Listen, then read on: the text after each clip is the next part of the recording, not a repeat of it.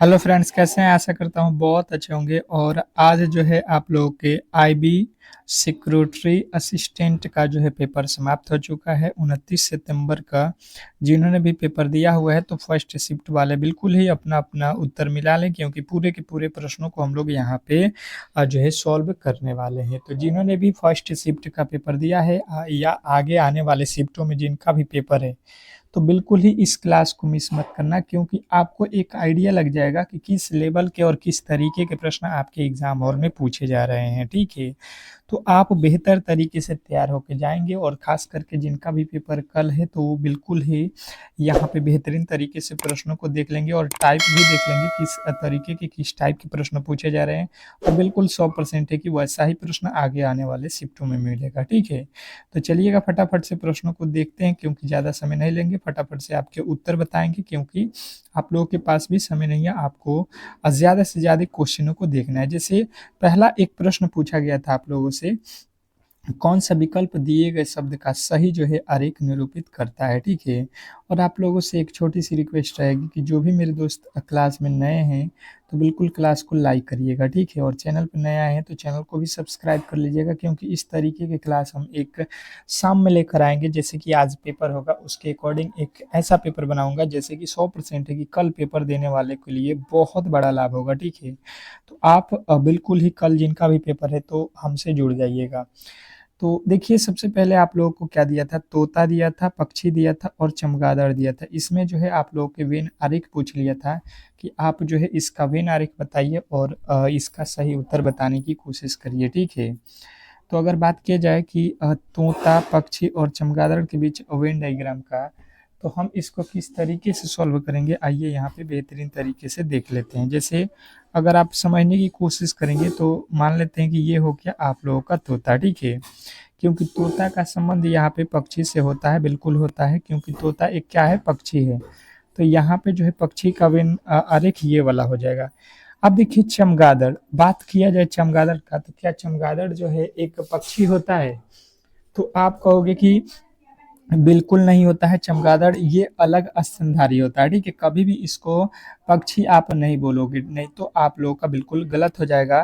तो जिन्होंने भी ऑप्शन नंबर सी को चुना है, ऑप्शन नंबर सी बिल्कुल 100% आप लोगों का सही उत्तर है। ठीक है, नेक्स्ट प्रश्न की ओर चलेंगे। और अगला प्रश्न देखिए, आप लोगों से एक पूछा गया था कि जो है नीचे दिए गए विकल्पों में से संबंधित शब्द को जो है अक्षर को जो है चुनिए। ठीक है, और जिनका भी आगे आने वाले शिफ्टों में है, तो जैसे दूसरा प्रश्न है ना, तो इसको आप लोग उत्तर बताओ ए बी सी डी करके। क्योंकि देखिए एक जो है आप लोगों का बिल्कुल पेपर का टेस्ट हो जाएगा जिस तरीके से। अगर आपके एग्जाम हॉल में प्रश्न आया हुआ है, अगर आप यहाँ पे कर सकते हैं तो बिल्कुल एग्जाम हॉल में भी जब कल बैठोगे या कभी भी बैठोगे, आप आज ही आपके 4 शिफ्टों में है, तो अगर आप आने वाले शिफ्टों में बैठोगे तो आप वहाँ पे बिल्कुल सॉल्व कर सकते हो। जो डर होगा वो बिल्कुल हट जाएगा। जैसे लिखा हुआ है ए और बी का संबंध जो है आप लोगों से कह रहा है कि यहाँ पे है आपका जेड और वाई से। ठीक है, जेड और वाई से संबंध है किसका, ए और बी का। उसी प्रकार आपको बोला जा रहा है कि सी और डी का जो है संबंध हमें बताने की कोशिश कीजिए। ये जो है एनालॉजी से रिलेटेड प्रश्न होता है। ठीक है,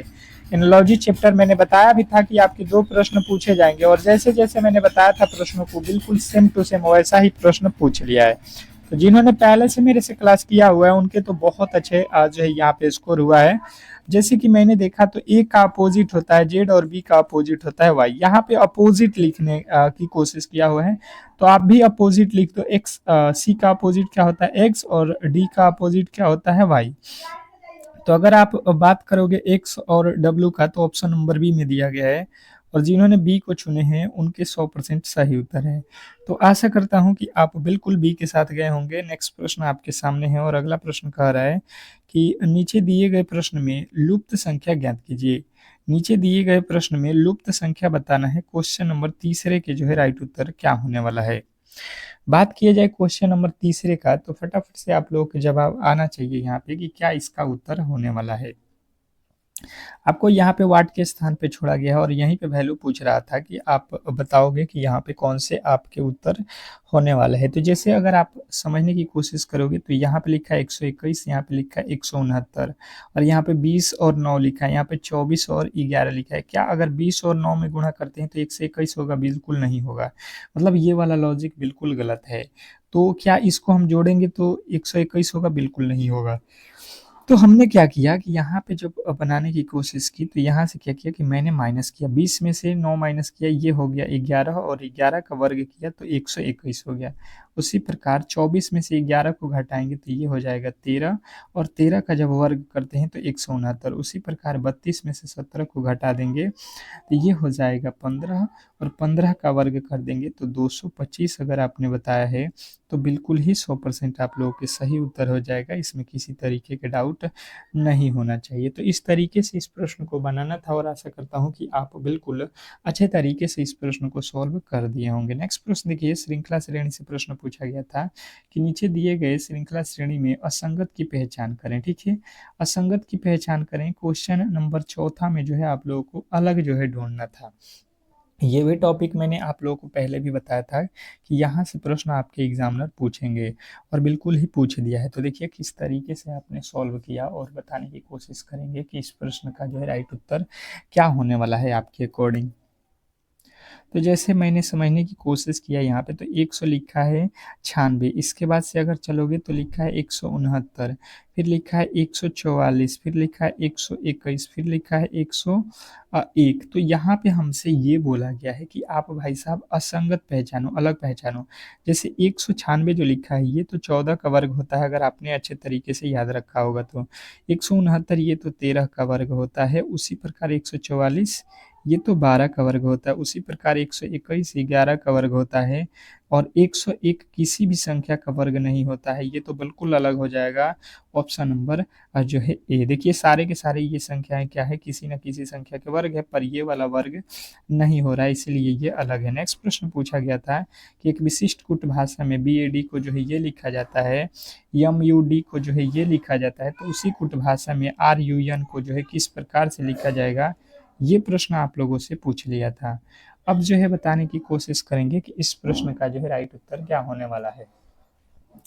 अब बताने की कोशिश करेंगे क्वेश्चन नंबर 5वें के जो है राइट उत्तर आपके अकॉर्डिंग क्या होने वाला है। तो जैसे अगर आप जो है कोडिंग डिकोडिंग का पढ़ोगे तो कभी भी इसको रफ पे अगर आप जो है नोट करोगे तो कभी भी गलत नहीं करोगे। जैसे लिखा है 412 यानी 412। जैसे मैंने समझने की कोशिश किया तो इसने किया क्या है ये समझ लीजिए कि डी का कोड कितना होता है 4, बी का कोड होता है 2 और ए का कोड होता है 1। उसी प्रकार अगर हम देखेंगे तो यम यू डी लिखा हुआ है, अगर इसका अगर हम निकालने की कोशिश करेंगे तो यहाँ पे देखिए कितना लिखा है, तो लिखा है 4 21 13। देखिए 4 किसका होता है, डी का कोड होता है, 4 डी का होता है, कहोगे बिल्कुल डी का होता है।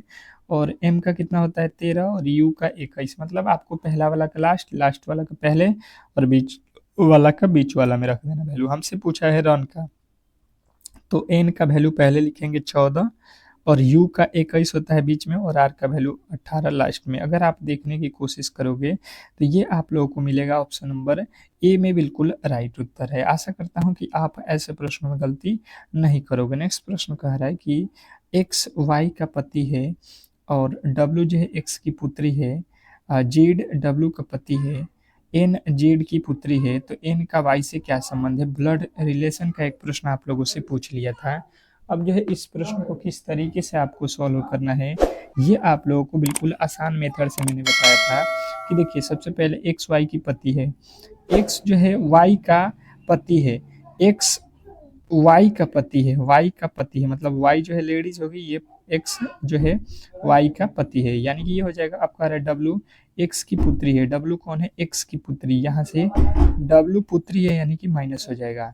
फिर कह रहा है जेड डब्ल्यू का पति है, जेड जेड कौन है, डब्ल्यू का पति, पति यानी कि इसका जो है शादी हो जाएगा तो इसका पति कौन होगा, यहाँ पे जेड हो जाएगा। ठीक है, ये पति हो गया। अब कह रहा है एन जेड की पुत्री है, एन कौन है, एन जो है जेड की पुत्री है, जेड की एक पुत्री हो जाएगी कौन, तो आप लोगों का यहाँ पे तो अब आप यहाँ पे कर लो n, ठीक है। n क्या है, पुत्री है तो माइनस कर लेना। अब कह रहा है कि n का y से संबंध है, यानी कि y से आप लोगों को देखना है n कौन लगेगा, ठीक है। तो आप देखो ये जो है पति पत्नी है, इसकी ये बेटी है यानी इसकी भी बेटी है, और इसका बेटी का ये कौन है, दामाद है, यानी बेटी का ये कौन है, लड़की है, बेटी की लड़की। तो बेटी की लड़की क्या लगेगी, पोती लगेगी। ऑप्शन नंबर जो है आपका डी। अब चलते हैं अगले प्रश्न की ओर, और अगला प्रश्न आपके सामने है। अब कह रहा है आपका अगला प्रश्न कि नीचे दिए गए पासे के दो स्थिति जो है दिखाई गई है।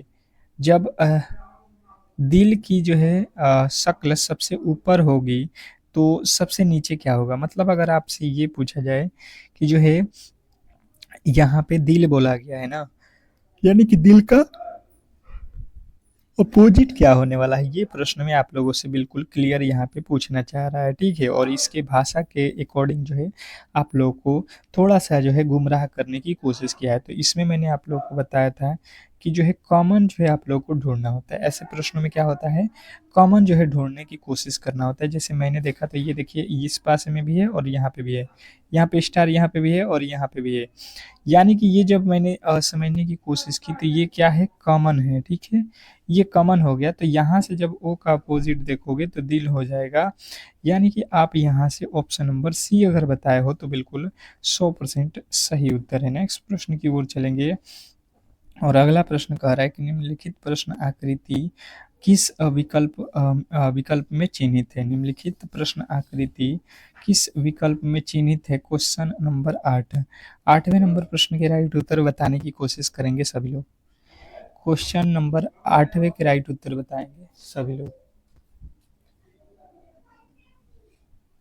अब देखिए अगर हम कोशिश करेंगे यहाँ पे कि इस प्रश्न को सॉल्व करें तो किस तरीके से सॉल्व करेंगे, बिल्कुल सिंपल से तरीके से हम लोग इसको सॉल्व करने की कोशिश करेंगे। प्रश्न में बोला गया है कि निम्नलिखित प्रश्न आकृति किस विकल्प में चिन्हित है। मतलब ये जो है आकृति कहाँ पे आपको दिख रहा है। तो देखिए यहाँ पे तो ऐसा आकृति बिल्कुल ही नहीं है, और ऐसा आकृति आपको यहाँ पे भी नहीं है, बिल्कुल नहीं है, और ये वाला आकृति एम में तो बिल्कुल नहीं मिलेगा। तो अब देखिए यहाँ पे किस तरीके से आपको दिखाई देगा। अब देखिए ये जो है लकीर एक हो गया और ये जो है लकीर हो गया और यहाँ से ये मिल गया है, मतलब बिल्कुल ही आप कहोगे ऑप्शन नंबर सी, और ऑप्शन नंबर सी को चुने हैं आपने तो बिल्कुल राइट उत्तर है। नेक्स्ट प्रश्न देखिए कह रहा है कि निम्नलिखित आकृति में कितने त्रिभुजों की संख्या। मैंने आपको पहले भी बताया था कि त्रिभुजों की संख्या आप लोगों से पूछा जाएगा, और बिल्कुल वही हुआ कि त्रिभुजों की संख्या आप लोगों से पूछ लिया था। तो बताने की कोशिश करेंगे जिनका भी पेपर आने वाले शिफ्टों में है, तो इसमें जो है टोटल त्रिभुजों की संख्या कितनी है। जैसे मैंने समझने की कोशिश की तो देखिए एक जो है इस तरीके से लकीर होता है, और आप यहाँ से एक लकीर खींच दोगे तो 1 2 और ये बड़ा वाला कितना हो जाएगा, 3 जो है आप लोगों के त्रिभुज हो जाएंगे, ठीक है। तो देखेंगे आप बिल्कुल उसी तरीके से यहाँ पे 3 हो जाएगा, यहाँ पे 3 हो जाएगा, और यहाँ पे 3 और यहाँ पे 3। उसी प्रकार अगर आप देखोगे तो 3 ठो यहाँ पे और 3 ठो यहाँ पे जोड़ लो, 3 का 3, 3 दूनी 6, 3 त्रिक 9, 3 चौके 12, 3 5 15, 3 छक्के 18 अगर आपने बताया है तो बिल्कुल 100% आपके सही उत्तर है, इसमें किसी तरीके के डाउट नहीं होना चाहिए। नेक्स्ट प्रश्न देखिए आप लोगों से आप पूछ लिया है कि 4 मित्र वृत्ताकार जो है वृत्ताकार बैठकर ताश खेल रहे हैं, ठीक है। जो है राम के दाईं ओर जो है शंकर है बैठा हुआ है। तो देखिए सबसे पहले आप एक वृत्त बना लीजिए, और यहाँ पे देखिए 4 लोगों को बैठाना है, ठीक है। कह रहा है कि राम जो है, राम तो हमने यहाँ पे राम रखा, ठीक है। राम के दाहिना तरफ, किधर, दाहिना तरफ, तो यहाँ पे ये तो हो जाएगा बायां और ये हो जाएगा दाहिना तरफ, कौन है, तो शंकर है। तो यहाँ पे शंकर को मैं लिख देता हूँ एस से, ठीक है। और अरविंद के बाईं तरफ गोपाल बैठा है, अरविंद के बाईं तरफ गोपाल बैठा है। तो अगर आप यहाँ पे अरविंद को बैठाते हो, ठीक है, तो इसका बायां साइड जो है इधर होगा, और बायां में आपको गोपाल को बैठाना है। बिल्कुल बैठ गए। कारण निम्नलिखित में से कौन सा युग्म जो है भागीदारी है, खेल में भागीदारी, मतलब एक दूसरे के भागीदार से खेलते हैं। जैसे ये एक दूसरे की भागीदारी हो जाएंगे और ये एक दूसरे की भागीदारी। राम और अरविंद, तो देखिए राम यहाँ पे है, अरविंद यहाँ पे, बिल्कुल भागीदारी नहीं है। राम और शंकर, राम और शंकर इधर है, ये भी नहीं है। गोपाल और शंकर, तो देख गोपाल और शंकर, ये गोपाल और शंकर ये भी नहीं हो जाएगा। आप देखो राम और गोपाल, गोपाल और राम बिल्कुल सही, राम और गोपाल एक दूसरे के सामने है, यही एक दूसरे वाले जोड़े हैं, ठीक है। तो इस तरीके से इसको सॉल्व करना था। और जिनका भी पेपर आने वाले जो है कल है, तो बिल्कुल ही आप लोग क्लास को लाइक करके चैनल को सब्सक्राइब कर लीजिएगा। आप लोग के लिए रामबाण प्रश्न लाऊंगा, जहाँ से आज प्रश्न पूछा गया था बिल्कुल वैसा ही प्रश्न आपको देखने को मिलेगा। तो बिल्कुल क्लास को लाइक करके चैनल को सब्सक्राइब कर लीजिएगा।